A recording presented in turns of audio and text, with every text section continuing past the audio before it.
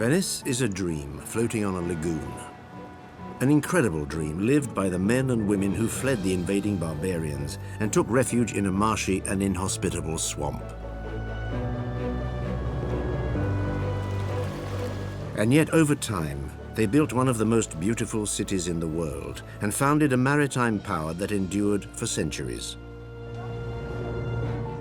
With its extraordinary palaces and its inextricable labyrinth of canals, Venice, or the Serenissima as it is often called, is a city of superlatives.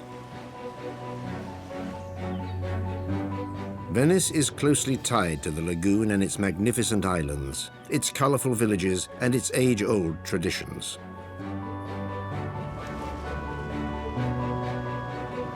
Despite its tourists, Venice and its islands have retained their charm and authenticity for anyone who takes the trouble to discover them.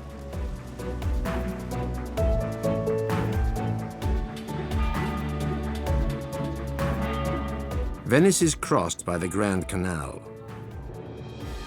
On the northern bank are the St. Marco, the Castello, and the Cannaregio districts. On the southern bank are the San Polo, the Santa Croce, and the Dorsoduro districts, as well as the island of Giudecca.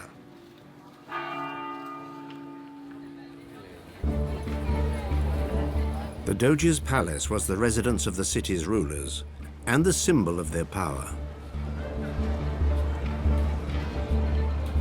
The present Venetian Gothic-style building was built in the 16th century, but its origins date back to the 10th.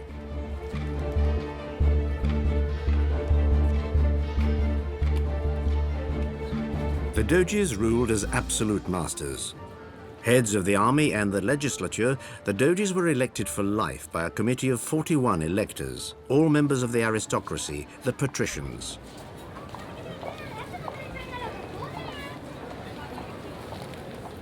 The city was governed with an iron hand.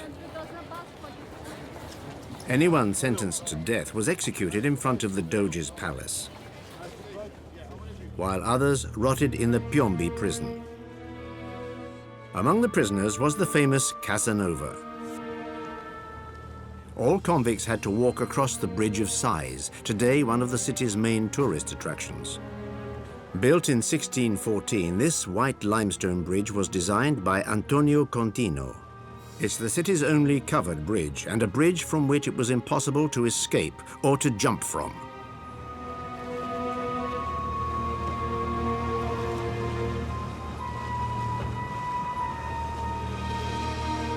It was called the Bridge of Sighs because the condemned would supposedly sigh as they took a last glance through the narrow windows at their lost freedom.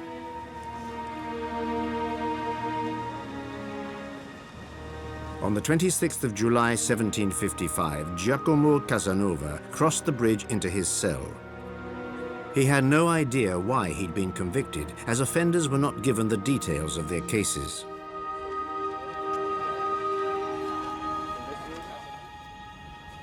Trials were held behind closed doors. A mailbox was placed at the entrance to the court for anonymous denunciations. This was how Casanova had been arrested.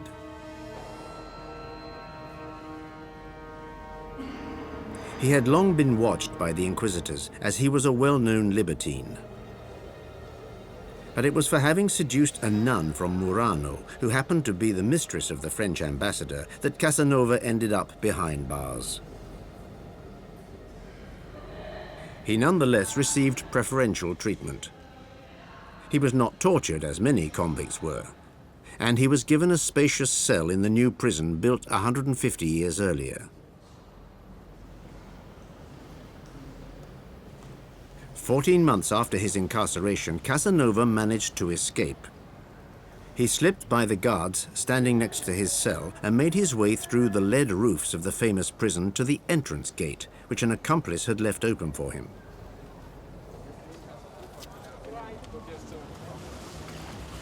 Then he escaped by gondola.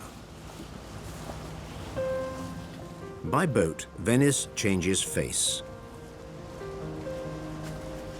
Cruising along the city's 150 canals, we discover the city of water. a city that seems to be floating on its lagoon. The buildings were constructed on 121 islets. Their foundations rest on piles that were driven in more than 4 meters deep. These pilings, about 20 centimeters in diameter, prevented the buildings from sinking or collapsing. Venice comes to life on its canals. Everything arrives or leaves by boat.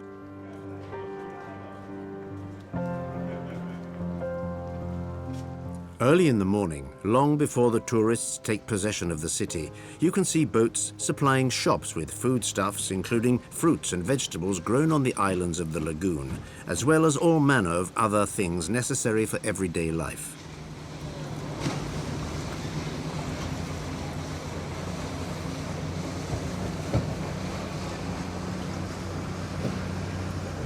On the canals, life changes rhythm. Of course, you will come across the famous gondolas that offer visitors unforgettably romantic rides. There are only 500 of them in Venice. An hour in this magnificent, richly decorated craft costs about €200, but several people can ride together. Only the gondoliers can pilot them. They wear traditional dress, striped sailor shirts and black trousers. To steer, the gondoliers use only one oar that they pivot, putting pressure on a piece of wood called a forcola. Every one of them is unique. They are specially designed for each individual gondolier.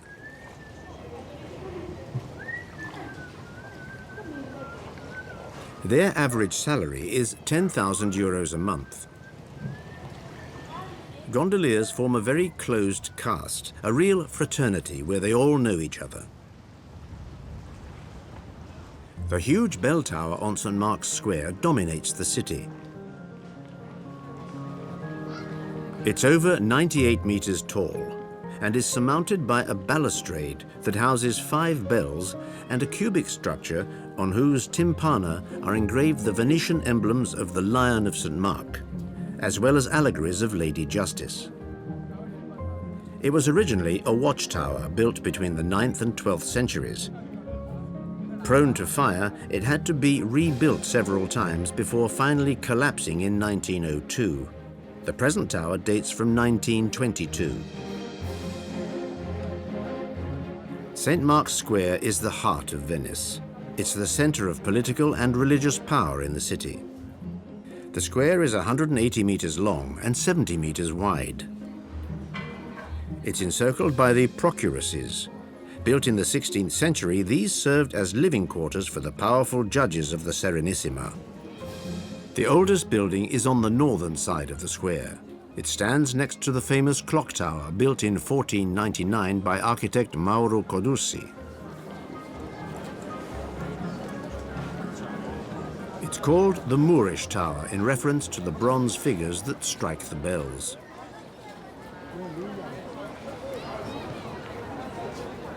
The clock itself is a jewel of Renaissance technology. Its complex mechanism indicates not only the hour, but also the seasons, the position of the sun and the moon, and the corresponding astrological signs. It's one of the most emblematic monuments in Venice. On the west side stands the splendid St. Mark's Basilica, one of the best-known examples of Italo-Byzantine architecture, as can be seen by the 5 domes that crown the building. Construction began in the 9th century, and the southern side remained unchanged for 1,000 years. The marble facade was restored and redecorated after a fire destroyed the basilica in 1231. The Venetian lion and the quadriga of 4 horses stand above the entrance to the church. The basilica is particularly famous for the extraordinary mosaics that adorn it. On the outside, 9 tympana have been decorated with scenes from the life of Christ. This is the work of Maffeo Veroni, a student of Tintoretto, the great master of Venetian painting.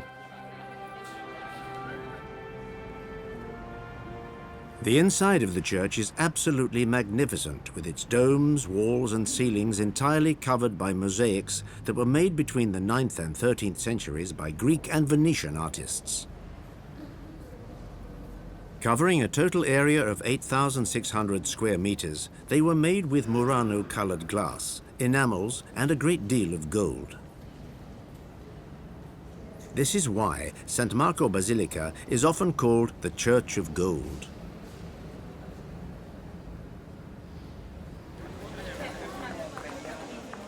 The Republic of Venice lasted for 11 centuries. As an economic and military power, it ruled the Mediterranean as far as Cyprus and the Dardanelles Straits in Turkey.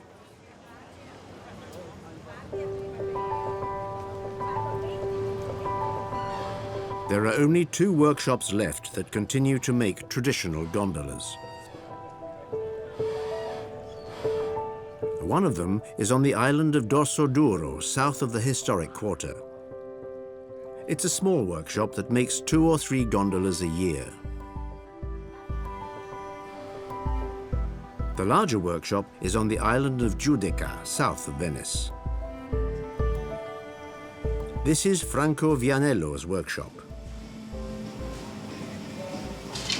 The gondola is no ordinary boat. It was specially designed to be able to navigate the narrow canals of Venice, the city of water. The idea was to make a craft that was easy to use, with a minimum of effort and a maximum of maneuverability. They invented an asymmetric boat that moves forward using thrust and inertia, a boat that can do a 360-degree turn on itself. The passengers on board serve as counterweights. It's the combination of the passengers, the gondolier and the gondola that gives best results.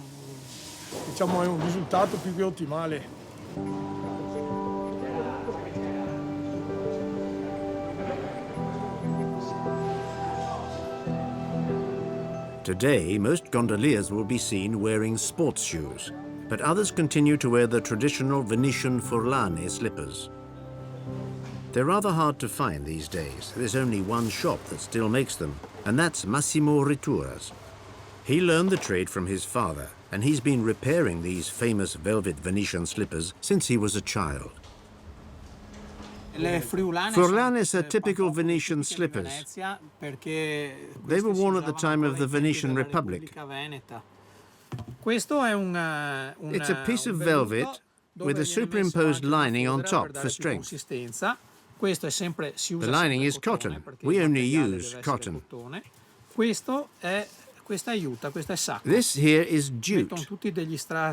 We sew the rims together with jute to make the sole, which is covered in rubber. For the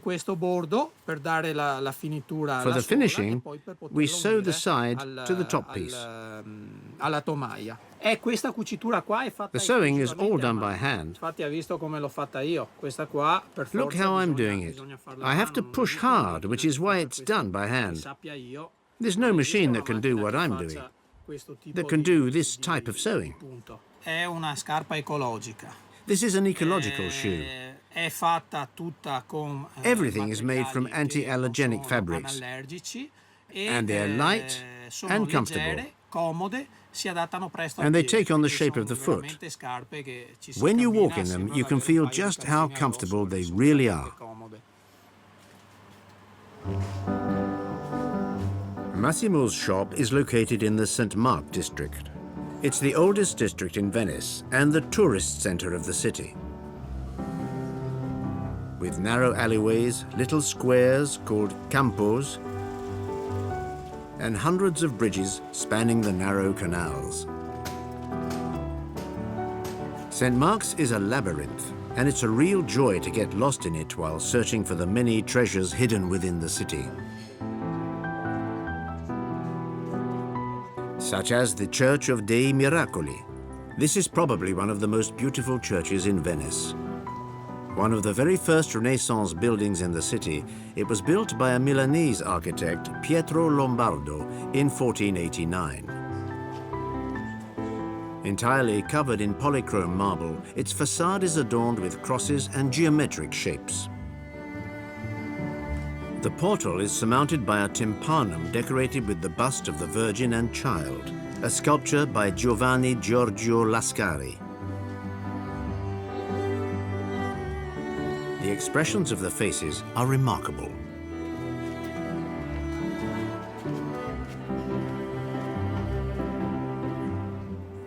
On the Campo San Fantine stands the Teatro La Fenice.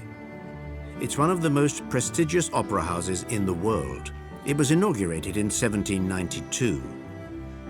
Some of the greatest names in classical music have premiered works here, such as Verdi, Prokofiev, and Stravinsky. The theatre has been the victim of several fires. The last one was in 1996. Entirely restored, La Fenice reopened to the public in 2003. Campo Bartolomeo is the city's shopping district. In the center of the square stands a statue of Carlo Goldoni, the Italian Molière.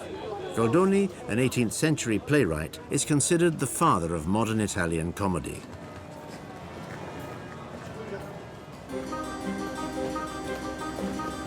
In the small alleyways of the San Marco district, you can sometimes meet strange people, such as this young woman in costume. She is dressed in a Venice Carnival costume, and yet it isn't even February. In this little courtyard, a tent has been set up for actors to change into their costumes. On the quays near the Doge's Palace, a film is being shot.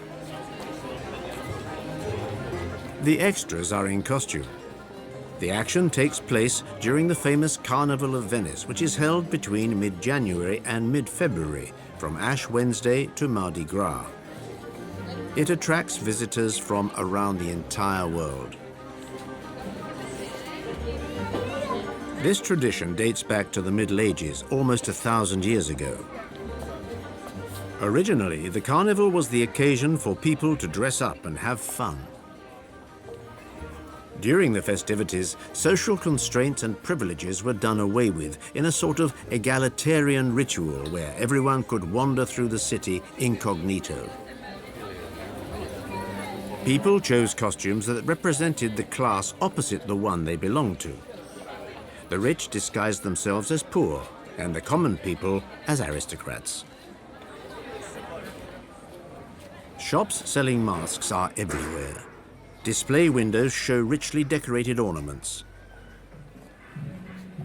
There's truly something for every taste, from masks made of paper or leather to plastic masks made in China. It's become difficult to find authentic pieces.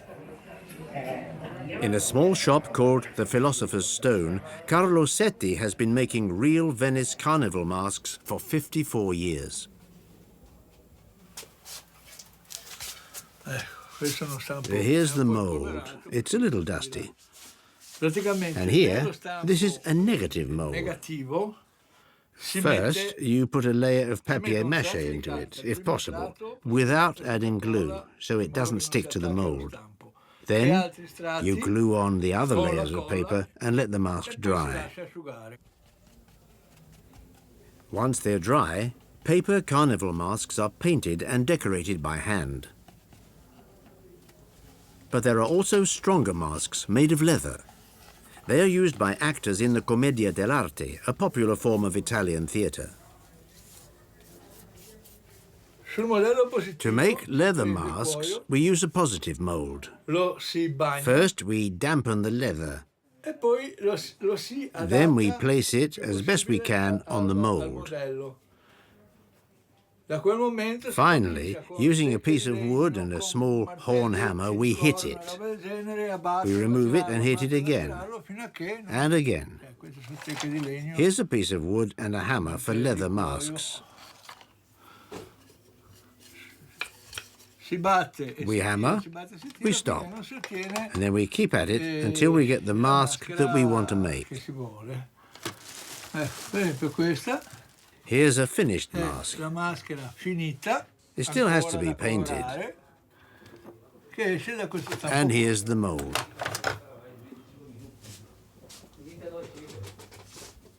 The most famous mask is undoubtedly the one worn by Venetian doctors during the terrible Black Plague epidemic of 1630 that killed 50,000 people, about 1/3 of the population of Venice. Inside the nose, there was a filter for the doctor to breathe through. Il dottore respirava attraverso erbe. The filter contained disinfecting herbs to protect him from the plague. His eyes were protected by glasses. There was a filter for his ears, and the doctor was entirely covered by an impermeable leather coat. And he wore that all day long.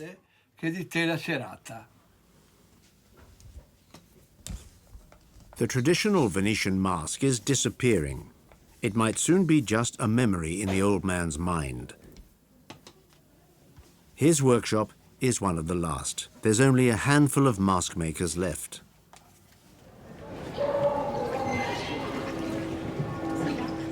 Just a few bridges away is the house of one of the most famous people from Venice. The intrepid traveller Marco Polo recounted his odyssey through 14th century China in the Book of the Marvels of the World. His house is located at the limits of the St. Marco and Castello districts.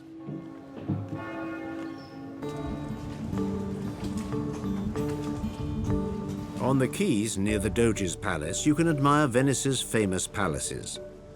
Today, many have been transformed into luxury hotels. The most well-known is the Hotel Danieli.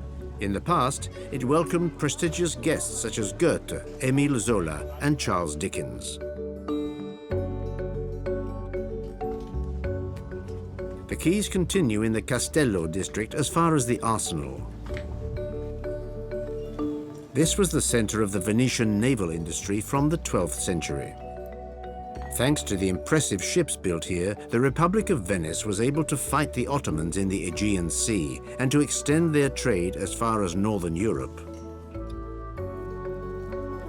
The arsenal is not open to the public, but you can admire the statues standing in front of the Renaissance gate. Amongst them are depictions of Justice, Neptune, Roman god of the sea, and the lions that guard the entrance. Today, the arsenal is the property of the Italian Navy. At the eastern end, beyond Garibaldi Avenue, the Napoleonic Gardens offer a refreshing break. They provide a real green setting, very popular amongst Venetians who come here for a little peace and quiet, far from the bustle of the city centre. They are also called the Gardens of the Biennale, after the famous contemporary art, cinema and music festival which began in 1994.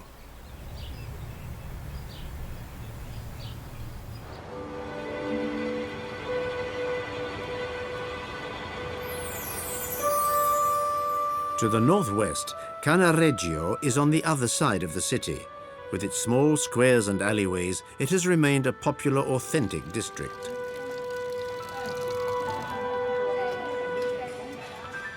Originally, Cannaregio was just a swamp full of reeds. The district began to develop in the 12th century when suburbs sprang up around the religious buildings. The San Felice Church is one of the oldest in Venice. Although it was founded in the 10th century, the present building dates from 1531.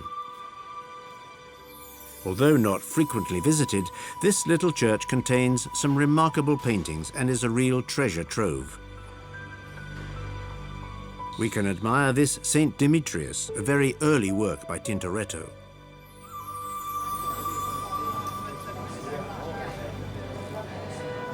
Cannaregio has become the trendy area in Venice, with many bars and restaurants along the canals.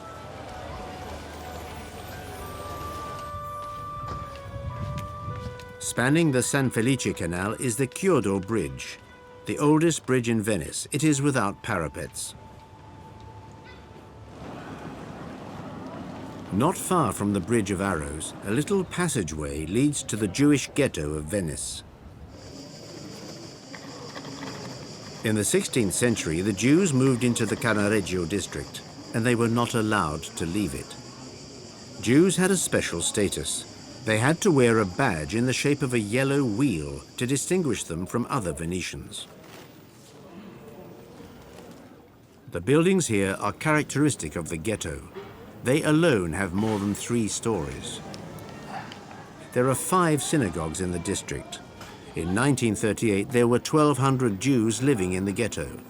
246 of them were sent to the death camps. Only 8 survived the Holocaust.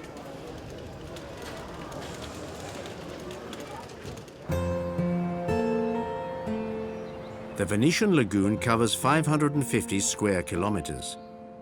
It contains 13 major islands and dozens of islets.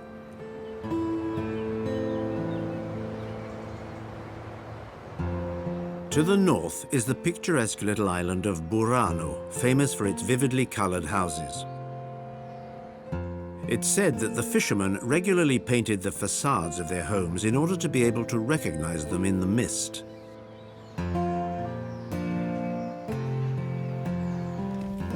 Originally, the houses were stilt structures covered with reeds. But the oldest brick houses are nearly 1,000 years old. Burano has fewer than 3,000 inhabitants and has managed to conserve its authenticity.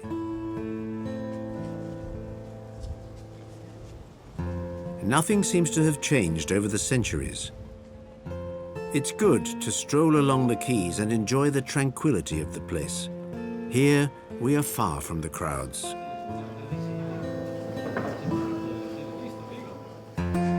On the main square is the Church of San Martino. With its leaning bell tower, it's reminiscent of the Tower of Pisa.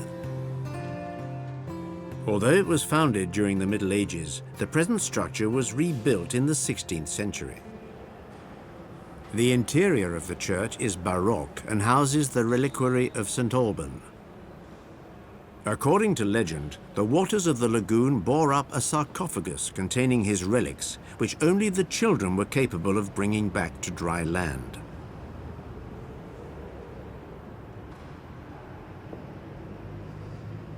This small church contains the magnificent paintings by Venetian masters of the 17th and 18th centuries, such as the Crucifixion by Polo, the worthy successor of Titian and Caravaggio.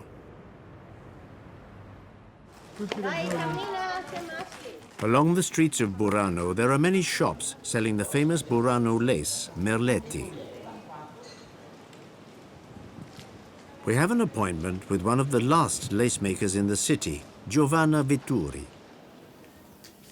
She's 77 years old and is still very adept at making incredibly fine lacework. Di Burano ha una tecnica particolare. In Burano, we have a particular technique. Con ago e filo. We only work with the needle and the thread. E si usano dei fili molto sottili. We use a special, very thin thread. Sono fili speciali e ci vuole tanto It takes tempo. a lot of time. Non è We una don't cosa work veloce, fast, però but when you quando see è the finita è results, molto they're bella. superb. The origins of this merletto lace are lost in time, but the women on this island have always mended the fishing nets. However, it was Morosina Morosini, the wife of a Doge of Venice, who in the 16th century promoted and popularized this craft. Burano lace then acquired an international reputation and was greatly sought after throughout Europe.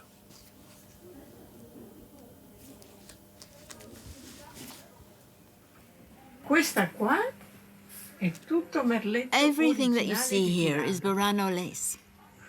Tanto lavoro per la Madonna. It took me a very long time to Per fare make this quel Madonna. quadro ci vuole For the minimo, decoration alone, minimo I worked 4 at least mesi 4 months. per lavorare un quadro così. This unique skill may soon disappear. There are only about a dozen lace makers left in Burano.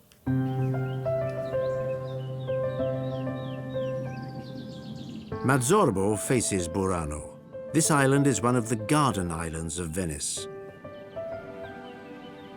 Here, fresh fruits and vegetables are grown for markets in the city. Everything grown here has a particular taste. The soil of these salt meadows is impregnated with seawater. Mazzorbo also produces wine. There's about a hectare of Dorona, an extremely old and unique variety. It produces a very rare white wine, Venice.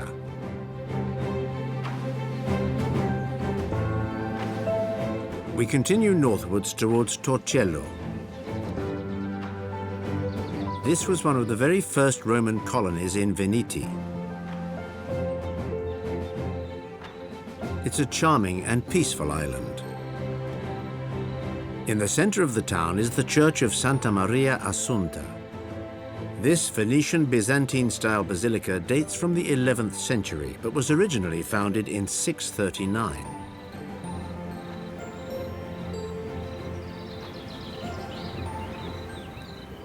Once an important spiritual and military center, Torcello declined as Venice developed. Today, there are only 11 inhabitants on this small island lost on the edge of the lagoon. Near the church, there's an archaeological museum containing pieces dating from the Roman, Byzantine, and medieval periods. We also see emblems of the Serenissima.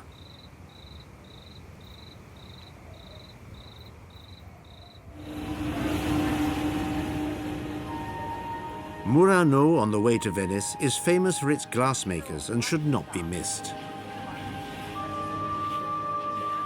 It's one of the most populated islands in the lagoon. The town is divided into 7 districts, separated by canals.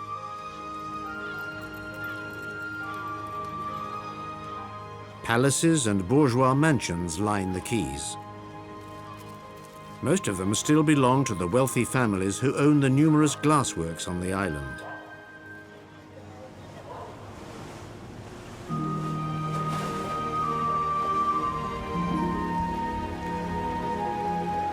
It's a pleasant and authentic district. You can hire a motorboat and discover the canals. There's much less traffic than in Venice.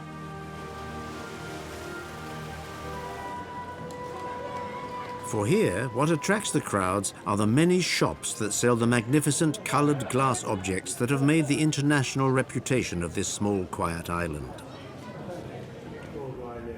There are about a dozen artisans' workshops, and most of them are open to the public. We have an appointment with Igor Balbi, one of the most well-known glassmakers in Murano. He invented a soft green color that now bears his name. His beautiful works are exposed in museums around the world. But he doesn't just consider himself as an artist. He's also a conveyor of knowledge and an ardent defender of tradition. Our activity is like a service that we offer. It's a public demonstration to show how small objects of Murano glass are made. Because it's important that visitors see just how the glassmakers work. It's not a show. We actually make things before their eyes. The art of Murano glassblowing is over 1,000 years old. Master glassmakers enjoyed a privileged status.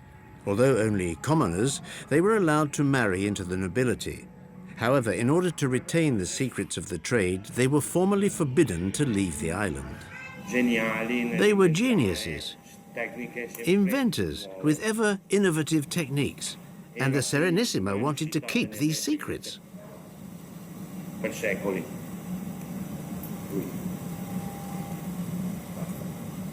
Today, true Murano glass is in strong competition with imitations from Asia that are sold at much cheaper prices in the shops on the island. There are fewer and fewer master glassmakers. and this thousand-year-old craft may eventually disappear.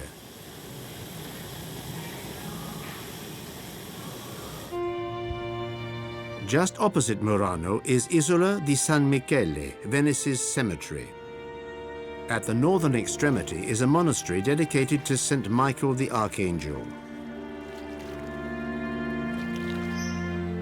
Founded in the 10th century, it was entirely reconstructed 500 years later. The cloister contains magnificent ex-votos, busts, and remarkably fine bas-reliefs. The island was formerly inhabited by Hermitical Camaldolese monks. It remained in their possession until Napoleon's invasion of Italy. The island was then transformed into a cemetery. The San Cristoforo Chapel dominates this graveyard. After the Napoleonic Edict of Saint-Cloud was issued, all burial monuments had to be identical. Only the illustrious, the nobles, and the important bourgeois families had the right to erect tombs decorated with sculptures of their dearly departed. This is why the cemetery contains such a superb collection of neoclassical works of art. San Michele is a haven of peace. From the stone bridge on the end of the island, there's a fine view of the northern bank of the Serenissima.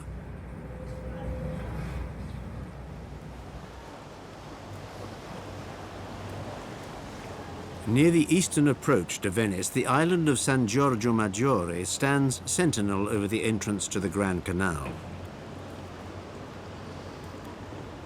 Most of the island is occupied by a former monastery, now a museum of the Cini Foundation, a garden, and the magnificent Renaissance San Giorgio Basilica.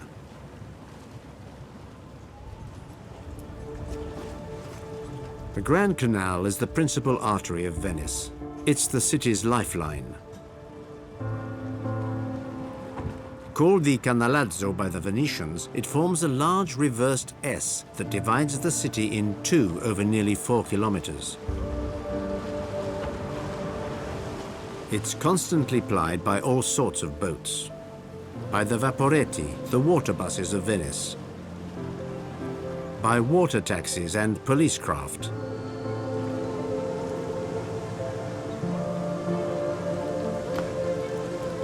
By boats transporting merchandise. And of course, by gondolas.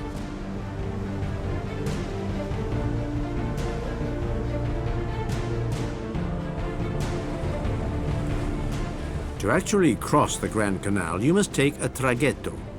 These are small gondolas manned by 2 gondoliers. For there are only 4 bridges that span the Grand Canal. The most famous of these is undoubtedly the Rialto Bridge. Built in white stone, this elegant bridge is 28 meters long and connects the 2 banks of Venice. It replaced a former 12th century wooden bridge that collapsed in 1444, under the weight of a crowd. In 1554, the Doge launched a competition for the construction of a stone bridge. Amongst others, Michelangelo submitted a design, but the contract was finally given to Antonio da Ponte, a local Venetian engineer.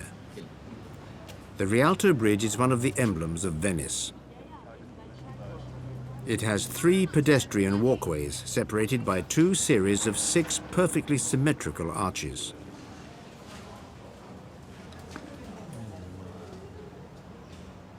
From the Rialto Bridge, there's an unobstructed view of the Grand Canal and the extraordinary palaces that line the waterfront. The oldest buildings in Venice are the Fondacci. These were warehouses that the merchants of Venice began building in the 12th century.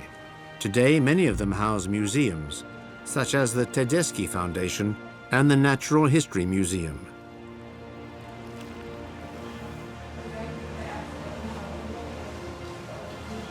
In the 14th century, the merchants imported Byzantine friezes and columns to decorate their warehouses and to install balconies along the Grand Canal. They were the first Venetian palaces, such as the Palazzo Tiepolo. and the Palazzo Loredan. This was the beginning of the Venetian style. The construction of the Doge's Palace marks a new period, that of the flamboyant Gothic style in the 15th century. Without a doubt, these are the most beautiful palaces of the Serenissima, such as the magnificent Palazzo Giustinian, or the Teatro, built in 1424. It's the most emblematic building of this lavish period. Originally, the facade was gilded, hence its name, the Golden House. With its fine narrow columns, its pointed arches and lacework of marble, the palace is a true work of art. The Teatro represents the apogee of the city's opulence when the Republic of Venice dominated the Mediterranean. The Palazzo Barbarigo is unique. Although the building dates from the 16th century, its facade was decorated with Murano glass mosaics in 1886. They're exceptional. They depict, on the left, the Holy Roman Emperor Charles V in Titian's workshop, and on the right, the French King Henri III visiting a Murano glassworks.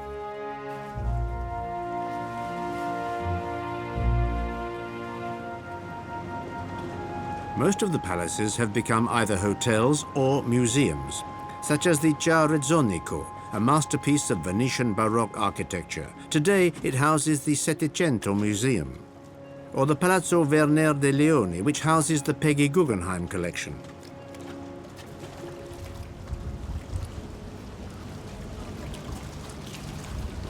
Others have been bought by rich foreigners.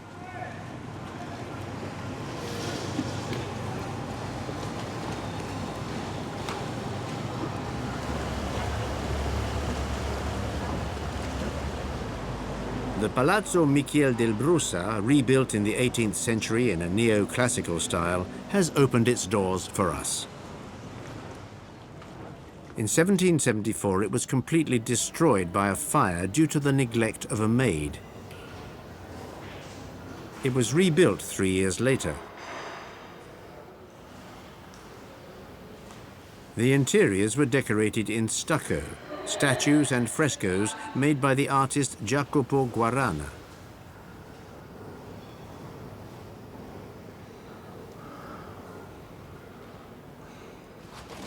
At the mouth of the Grand Canal in the Dorsoduro district, the Dogana da Mar stands as a sentinel. Formerly, it was the customs house where incoming boats had to moor before entering Venice itself. Built in 1677 by Giuseppe Benoni, it's topped by a golden globe upon which a statue of Fortune stands, turning with the changing winds. The Dogana now exposes temporary exhibitions from the Foundation Pino collections. The Santa Maria della Salute Basilica adjoins the Dogana. It's the most imposing expression of the Venetian Baroque. It was built in the 17th century by the architect Baldassare Longhena, in homage to the Virgin Mary, to whom the people attributed the eradication of a Black Plague epidemic in 1630. It's a colossus of stone. The basilica rests on more than 1 million piles that were driven 4 meters deep. The entrance gate is monumental. The facade is decorated with 125 sculptures with volutes that represent the waves. The statues symbolize Venice, the Lady of the Sea, the virtues of the Virgin Mary and the Apostles. It's the work of Tommaso Rue, one of the greatest Venetian sculptors. Dorsoduro was one of the first districts to be settled in Venice. The area is not marshy and the land is stable, hence its name, which means hard ridge. The quays, called Fondamente, offer one of the best walks in the entire city.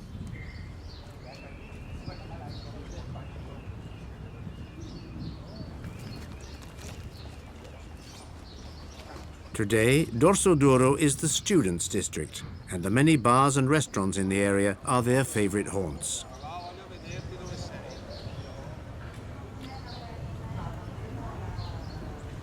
Venice is one of the most touristic cities in the world, and yet it's difficult to find restaurants that offer authentic local cuisine from the lagoon. But the Dosso d'Oro district has a few good addresses, such as this restaurant run by Donato Ricchio and his son Gabriele. Today, we're going to show you a traditional Venetian recipe. It's going to be a risotto made with mullet and mazzanette. Mazzanette are small crabs. Their shells are already cleaned, and we've removed the coral.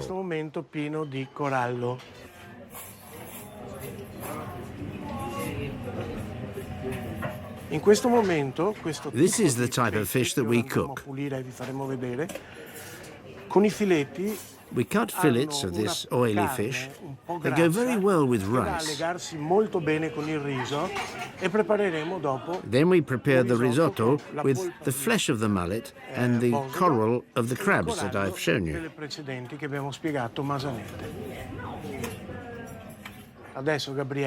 There, Gabriele is preparing the fish for the risotto. Our fish is absolutely fresh. The risotto is covered with white wine and a fish stock. Then they add the fillets of bass and the pieces of crab. Now all that remains is to serve it.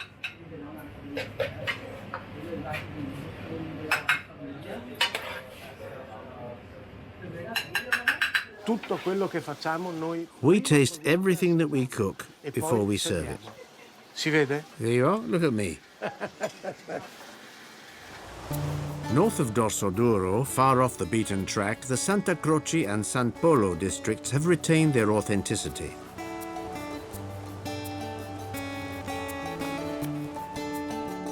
These districts are more relaxed and have remained typical of a more popular Venice. Around the corner in a small street, the Scuola Grande di San Giovanni Evangelista is a gem of Gothic architecture. This museum contains exceptional works of Tintoretto, Massari, and the other great masters of Venetian painting. Above the entrance, a bas-relief depicts monks praying to St. John the Evangelist. San Polo vibrates to the rhythm of commercial activity. The Rialto market is the food center of Venice. This is the oldest part of the city. It was the medieval port of Venice, and it was here that various foods, livestock, spices, and precious woods were unloaded from the ships that arrived from afar. The covered market dates from 1907. Today, this commercial center is still the most frequented in the city, by tourists and Venetians alike. The San Polo district is the ideal place to discover tiramisu. We have a rendezvous with Marco, who will show us this most famous of Venetian desserts. I'm going to show you just how tiramisu is made here. With Savoyard biscuits and a homemade custard made with milk, sugar and fresh cream. And all the ingredients are organic. And I'll show you how we make it here at the La Palatina Inn.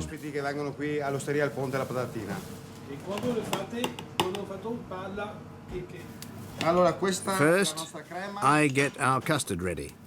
I soak the biscuits in hot coffee.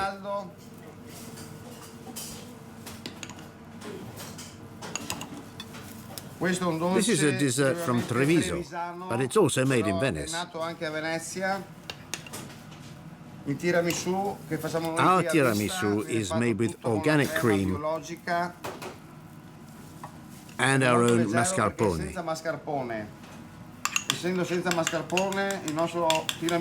You can taste this tiramisu at our inn.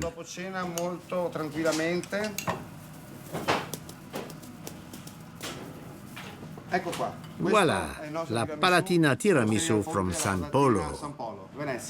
Il Tiramisu was invented in Treviso and then spread out to other parts of in Veneto. varie parti zone del Veneto, ma principalmente è nato a But it Treviso. comes from Treviso. Varie modifiche, varie maniere di fare, però diciamo There are many che different ways to principalmente make it. da Treviso è stato trasportato a But Venezia ed è Venetian nato, tiramisu diciamo, was only developed negli in the anni, ha avuto il 1980s. suo boom negli anni 80. The Lido, with its famous beach, is a 12-kilometer-long barrier island in the southern part of the lagoon. At the end of the 19th century, it became the most popular seaside destination in Italy, and one of the most sought after by the aristocracy. They constructed superb residences, Art Nouveau villas and luxury hotels. Even today, a trace of its golden years still floats through these quiet streets. Further south, Pellestrina, an island of fishermen, has kept its authenticity. Far from the major tourist routes, it has a string of villages with colorful houses, and is very much like Burano, but without the tourists. It's the ideal spot to end our marvelous journey to Venice, as the setting sun bathes the lagoon in its soft evening light.